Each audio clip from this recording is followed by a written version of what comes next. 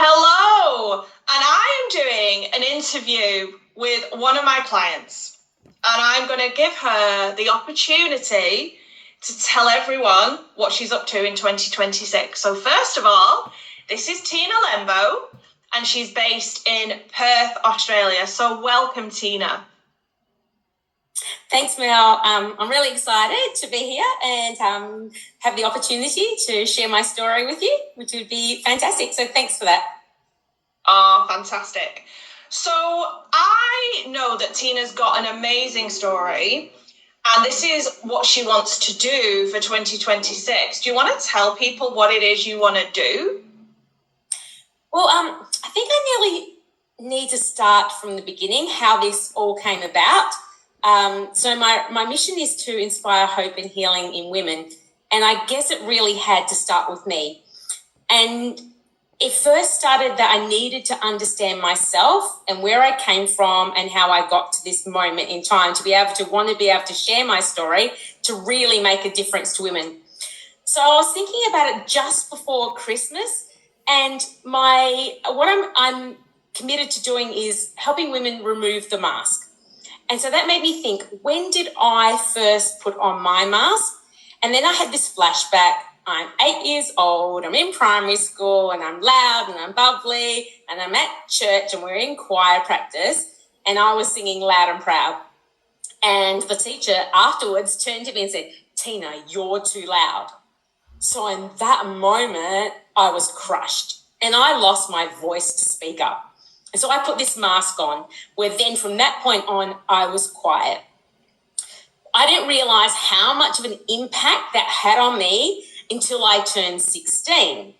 So when I was 16, we were in a school production and I was partnered up with one of the boys, and I was running late to rehearsal. And as I'm about to step onto the wings, I hear this boy say to another girl, "I don't want to be Tina's dance partner because she's too fat to lift." And that triggered an eating disorder.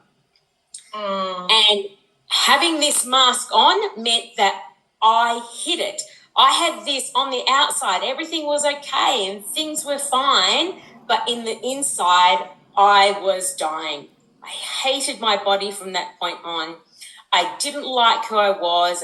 I just destroyed me, what he said. But nobody knew and nobody noticed, not even my parents. I dropped half my weight. By the end of it, I was dangerously thin. I was on the verge of all my organs dying and shutting down and dying. It was because I hid what was going on from everyone.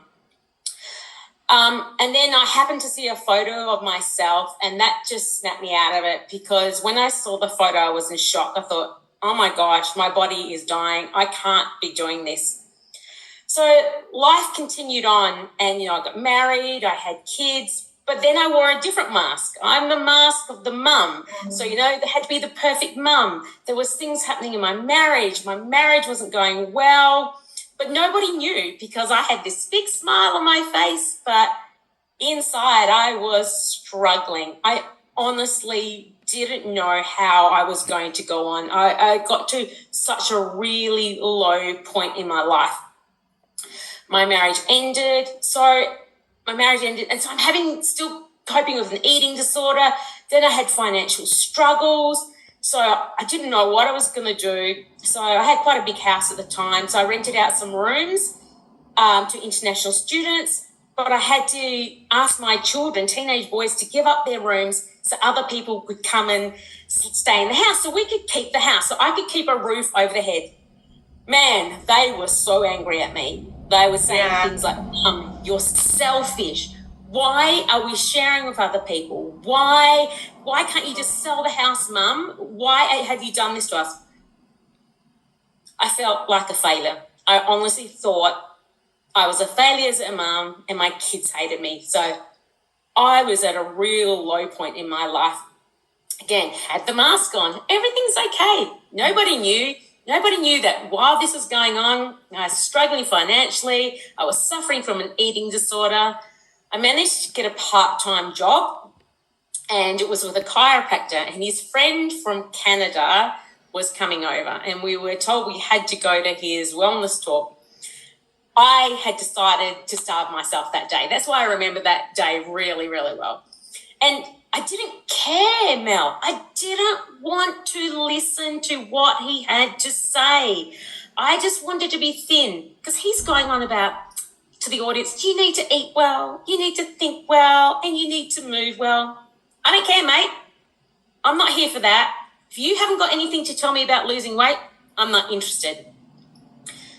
And then about halfway through, he said something that made me sit up and listen. He slowly and clearly said to the audience, stop killing yourselves. And in that moment, I had an awakening. I went, I'm killing myself. Oh, and Tina. Yeah. So, and he gave me the gift of life. It's taken me a long time now. Like, I don't want to be a coach.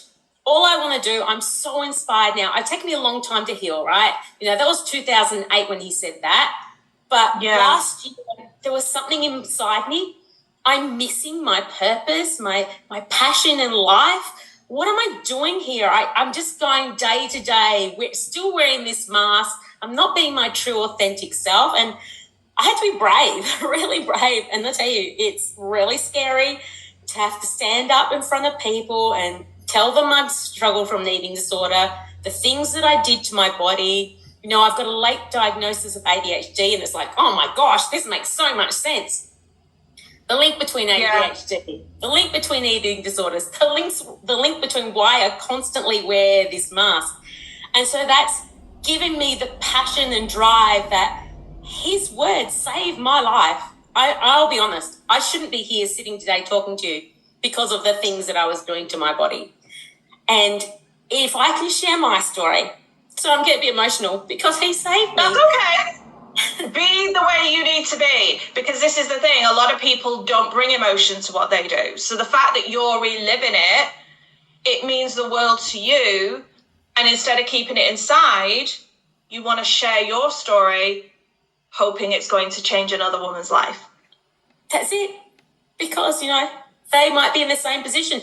They might not know. Like, I didn't know when I went to that talk that I was doing that to myself. And if I can share my story and have a woman in the same situation that doesn't love herself, doesn't love her body, doesn't feel that she fits in, has to wear the mask, got to be the perfect mum, has to be the perfect wife, has to be the perfect teacher if that's their profession. It's about letting that go. And if my story can help them, then that's all I want to do. That's my mission in life, is to be able to share my story. So there's just so many exciting things now that can come about that.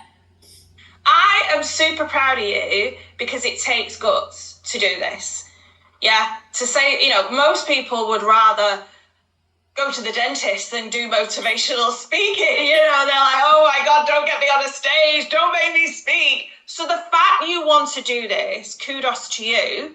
But I know you will transform other women's lives, because here's the thing, they're going to see your genuine love and passion for what you do, your story, and why you want to help other women. Now, I also want to bring up what you're doing in May, where you are located in Perth. So talk about that. Super excited. It's just been confirmed, the date. So 15th to the 17th of May, we can have this Unapologetic Women's Weekend Away, which is a retreat in Beauchac, which is about 90 minutes from Perth. It's on an eco farm. It's a digital detox. You're getting away from the city. There's limited Wi-Fi. You're going to be surrounded by amazing, authentic women who are bringing them true selves. Leave the makeup behind. Leave the hair dryer, the nails. You're going out into the Aussie bush. You're going to connect with nature. You're going to connect with other women. It's just going to be so exciting. I can't wait.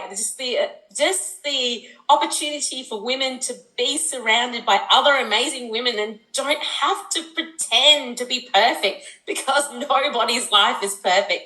Mine is definitely not perfect, but I can't wait for that. Super excited. Love it, because the online space, for the longest time has been selling the perfect life online, and we know that that is utter crock. You know, no one has the perfect life. We've all been through something, and what you are doing is real. It's raw and it's relatable, and someone will connect with your story.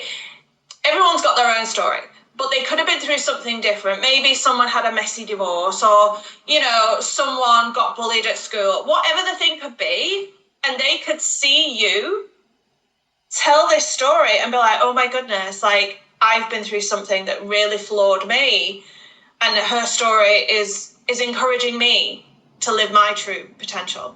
So you're going to be going and doing speaking gigs in Perth and around Australia. But what if someone watched this and they're not in Australia, but they love what you're doing and they're like, my community would really love this? How can they jump on board?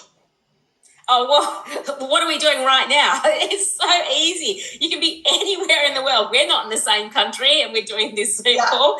But absolutely, if I can bring, oh gosh, I want to transform all women around the whole entire world. So, yeah, absolutely happy to jump on a Zoom call. We can make it work with the time difference we are doing right now.